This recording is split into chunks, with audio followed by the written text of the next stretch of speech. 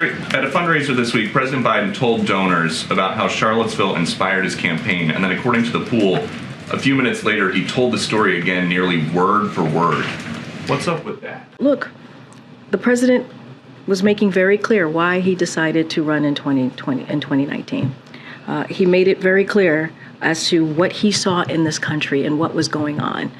And he got 81 million votes, a historic amount of votes from Americans across the country who believed that this was a president who can help protect our democracy, get our economy back on track, and could be a leader and the adult in the room. And so that's what you saw. I'm not going to speak to comments that were made during a campaign event, but I can certainly speak to why the president is president today and why he decided to take on this job. And it is important for him to continue to deliver for the American people, and that's what he's going to do. Go ahead, Nancy. Thanks, Karine. Up on Peter's comment about the fundraiser for, we all understand these are off camera. We were not witnesses to that except for our pool that was present.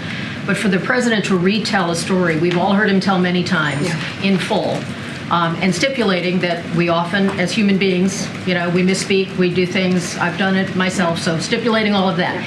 Is it any concern that he would fully retell a story in the same space, in the same event? Sometimes we speak as well from here and retell a story. But look, I think it's important to note that the president was speaking, as you said, at a fundraiser, and he was speaking from his heart. He was speaking. And mindfully that he wanted to retell. I have not spoken to the president about it, certainly, but what I can say is the passion that he has when he tells that story and how important it is for him to have done something because he believed, our democracy was at stake. Can you expound on what the president is doing and what he will be doing to avoid a government shutdown? I understand you all have been saying that Congress needs to do its job, but surely the president must want to do something to avert this. And is there a possibility that he would at all alter his travel schedule next week? Look, I don't have anything to speak to on the president's travel schedule, but the president did his job. He did.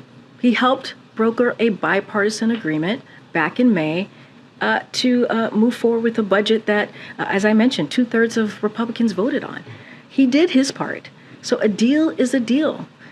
This is not something we can fix. The best plan is to not have a shutdown. The best plan is for House Republicans to stop their partisan political play and not do this to hurt Americans across the country.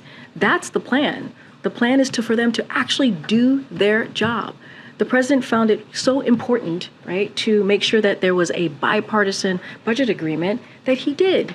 He helped broker that. And again, a deal is a deal.